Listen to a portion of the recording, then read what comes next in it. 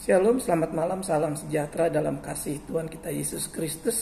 Senang bisa kembali berkumpul bersama saudara melalui kebenaran firman Tuhan pada kesempatan malam hari ini. Namun sebelum kita membaca firman Tuhan, seperti biasa kita akan berdoa terlebih dahulu. Kami bersyukur buat kebaikan-Mu ya Tuhan.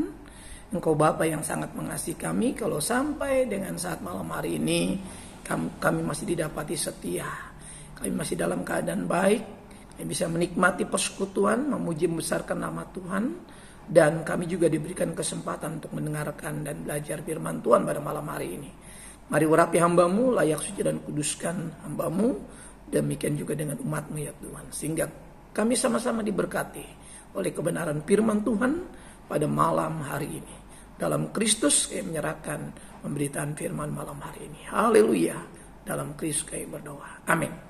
Bapak Ibu Saudara dikasih oleh Tuhan, pada kesempatan malam hari ini kita akan membuka di dalam surat Yohanes yang terakhir, itu surat yang ketiga di pasal pertama, karena satu pasal ini di ayat yang ke-11.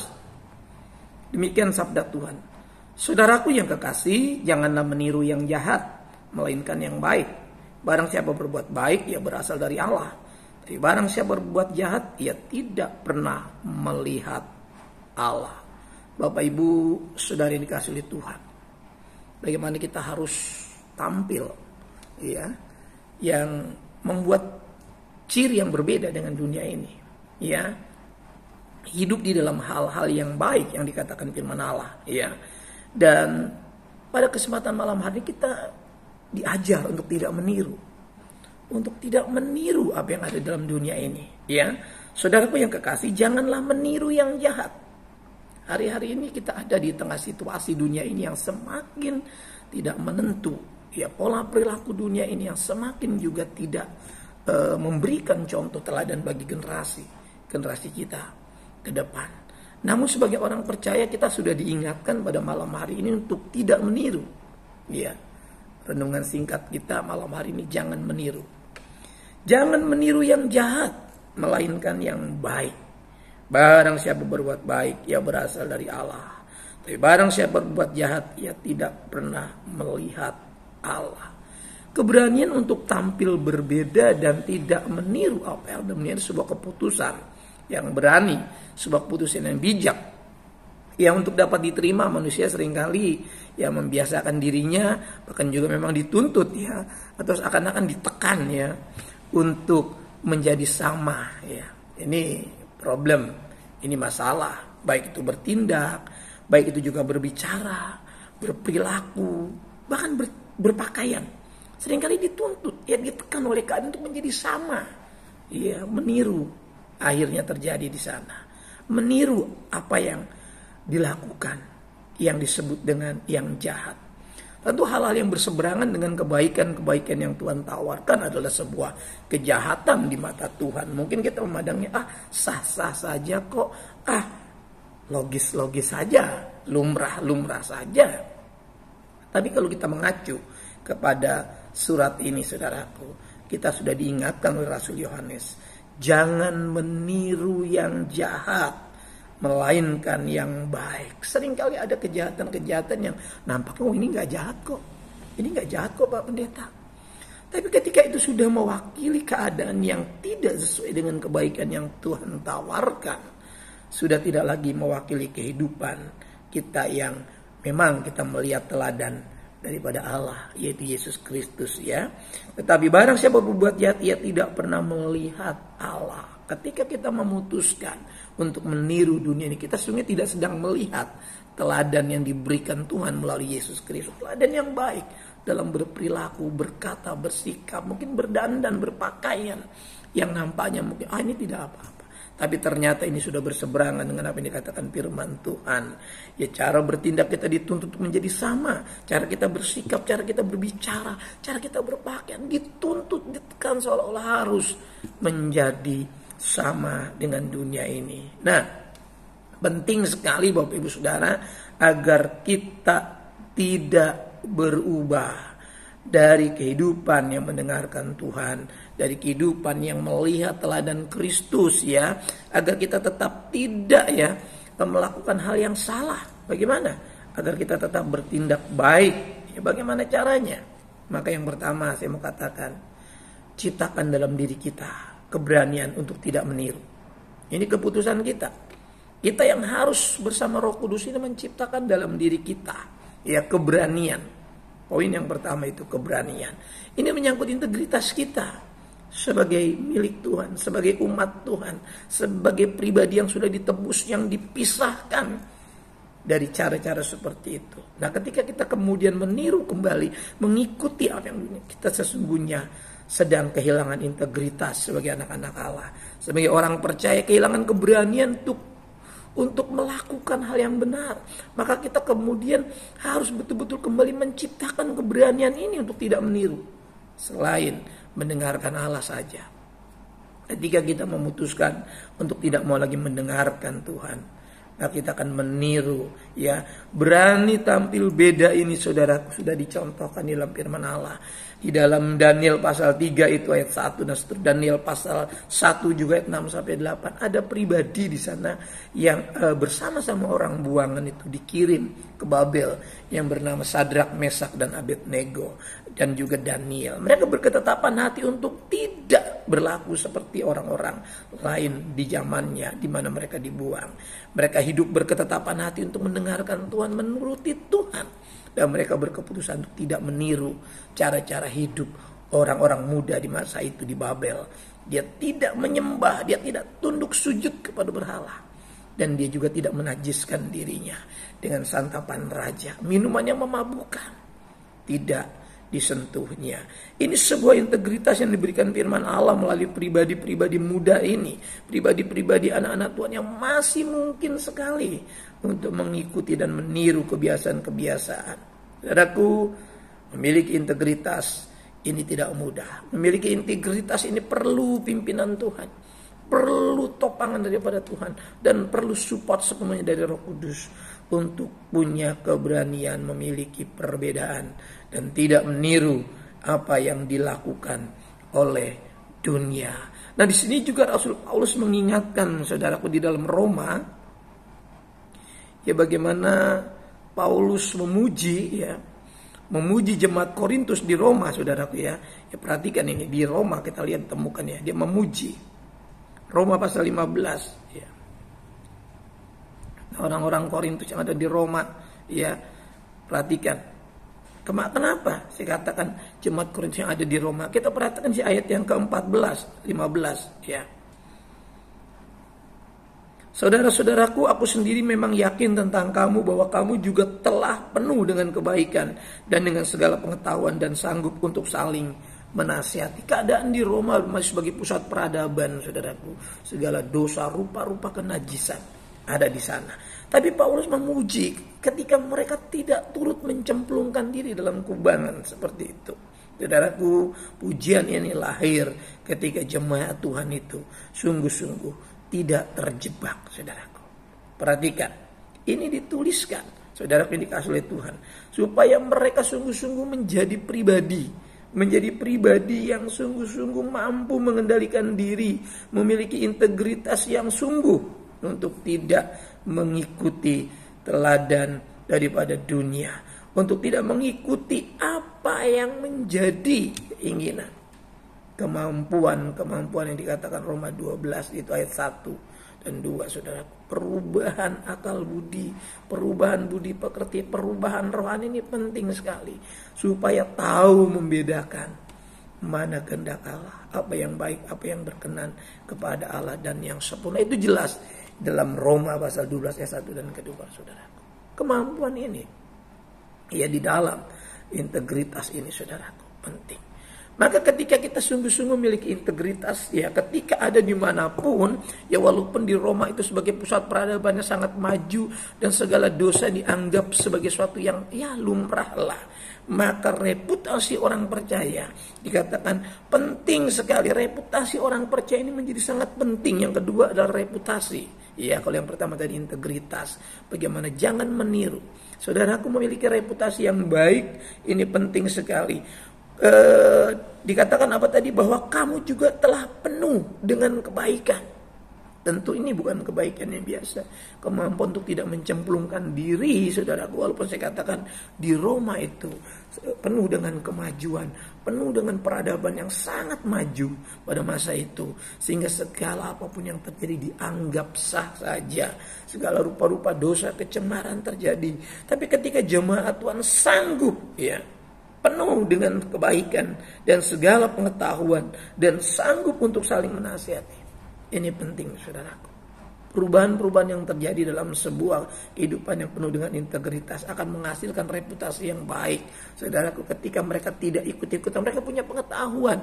Mereka punya pengetahuan dari Roh Kudus lewat firman Allah. Sehingga Roma 12 dikatakan tahu membedakan mana kehendak Allah. Ya, apa yang baik dan yang berkenan. Karena konteks mempersembahkan hidup adalah ketika aspek-aspek kehidupannya dikendalikan dan diarahkan kepada Kristus. Bukan sebuah pada tatanan ibadah seperti pada hari Minggu atau jam-jam ibadah semata.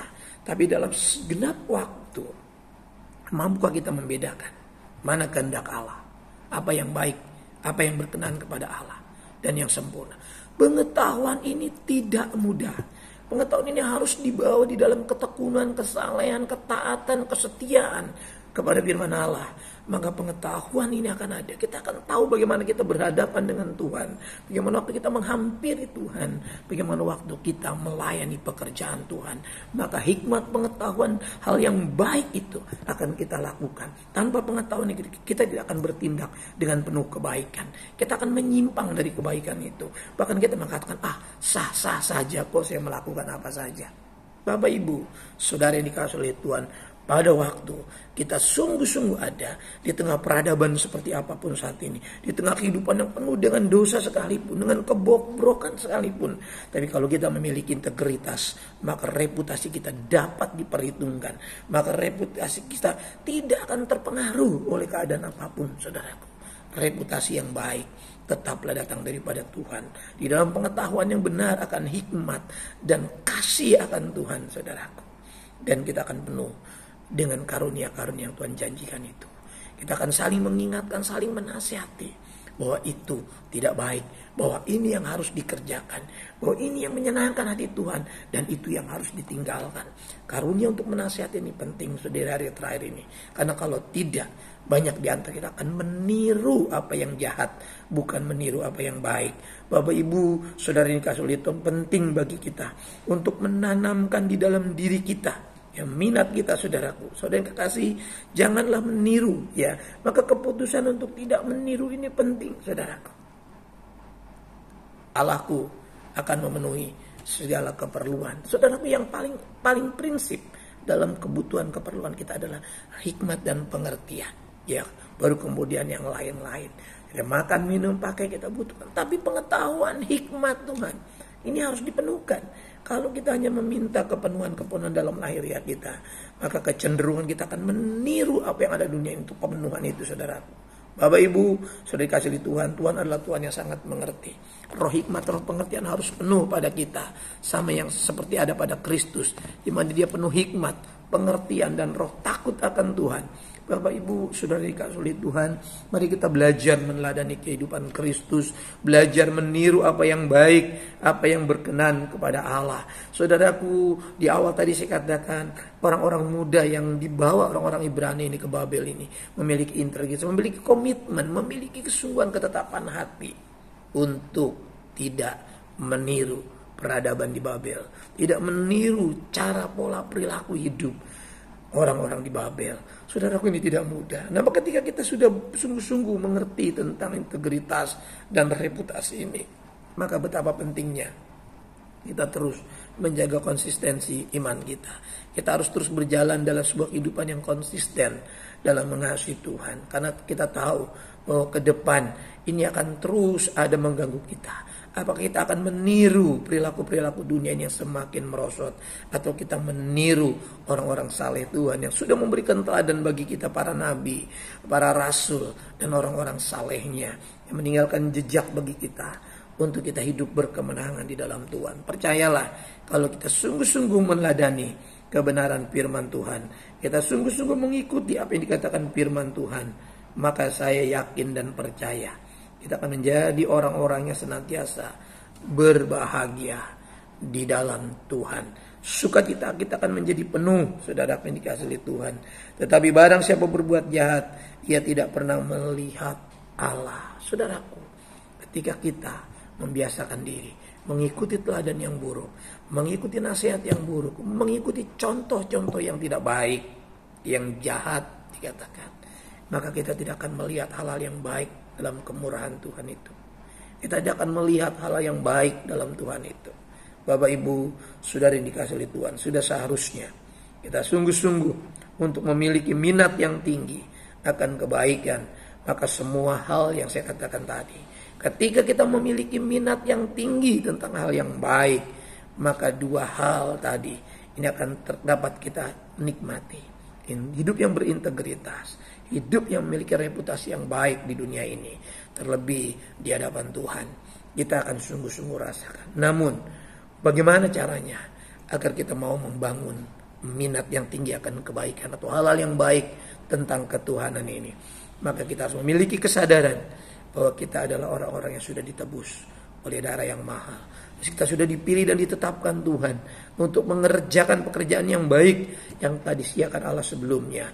Karena inilah yang dipanggil dalam hidup kita sebagai imamat-imamat yang rajani, bangsa yang kudus, umat kepunyaan Allah sendiri, untuk melakukan hal-hal yang baik yang tadi dipersiapkan Allah sebelumnya. Dia mau supaya kita hidup di dalam konteks itu. Dia mau supaya kita hidup di dalam kebaikan itu.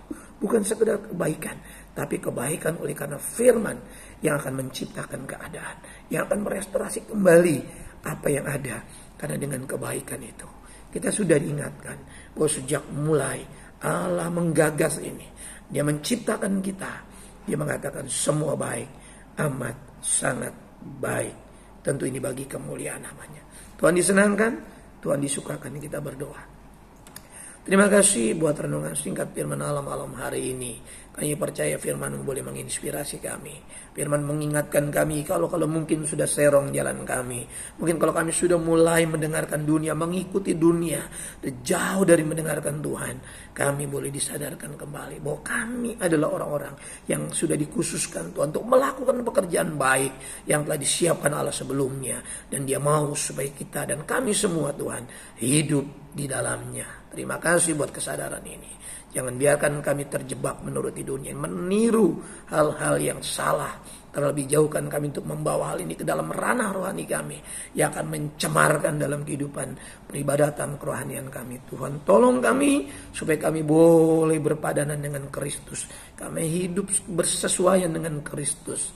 Pola perilaku kami, tingkah laku kami, cara berdandan kami, cara berkata-kata kami, cara bersikap kami, Tuhan terus perbaiki supaya hidup kami, terlebih kerohanian kami, menjadi seperti apa yang Kau kehendaki. Berkati umat malam hari ini Tuhan. Yang sakit Tuhan sembuhkan, yang susah Tuhan hiburkan, yang lemah Tuhan kuatkan, yang ragu-ragu Tuhan pertetapkan. Dalam kekurangan Tuhan berkati. Yang belum mendapatkan berkat, berikan berkat. Yang belum mendapatkan pekerjaan, berikan pekerjaan. Yang belum mendapatkan jodoh, Tuhan berikan jodoh. Yang membutuhkan momongan saya, Tuhan berkati. Tuhan berkati buah kandungan mereka.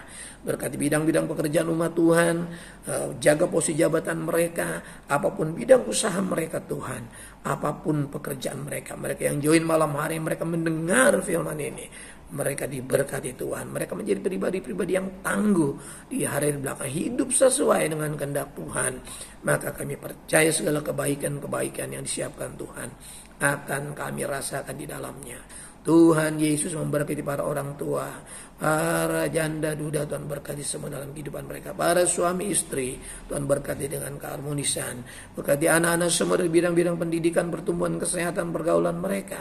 Tuhan memberkatinya. Sekali lagi Tuhan, anak-anak yang mungkin dalam bepergian, yang belum kembali dari bepergian, yang dalam perjalanan, tibakan malam ini dengan selamat. Kumpulkan Tuhan di tengah keluarga yang merencanakan bepergian juga Tuhan sertai malam ini. Tuhan lindungi dalam nama Yesus Kristus Tuhan. Tutup bungkus pekerjaan, tutup bungkus rumah-rumah jemaat, aset-aset yang dipercayakan. Tuhan memberkati program PPG, program gathering. Kami serahkan ke dalam tangan Tuhan. Program-program renovasi perbaikan fisik gereja ke depan, kami serahkan ke dalam tangan Tuhan. Pengurus yang ada, Tuhan memberkati. Organisasi kami, Tuhan berkati. Pemerintah bangsa dan negeri kami serahkan ke dalam tangan Tuhan. Jadikan negara kami negara yang adil, makmur, cukup sandang pangan.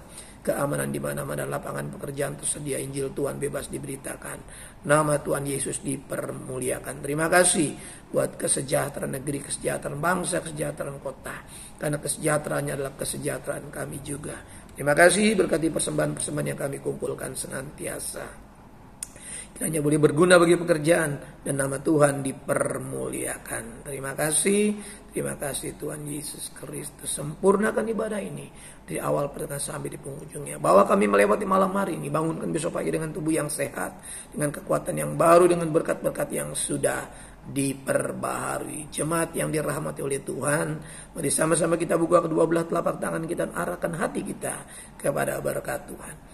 Turunlah kiranya anugerah dan damai sejahtera dari Bapa kita yang di sorga, kasih sayang dan kecintaan dari pengantara yang hidup Tuhan Yesus Kristus, persekutuan keintiman Roh Kudusnya menyertai saya, menyertai saudaraku sekalian yang mulai malam hari ini sampai fajar Maranatha untuk menjemput kita di awan-awan yang permai. Dalam berkat nama Tuhan Yesus Kristus, kita ini berkati Tuhan, sama-sama katakan amin. Tuhan berkati kita. Shalom.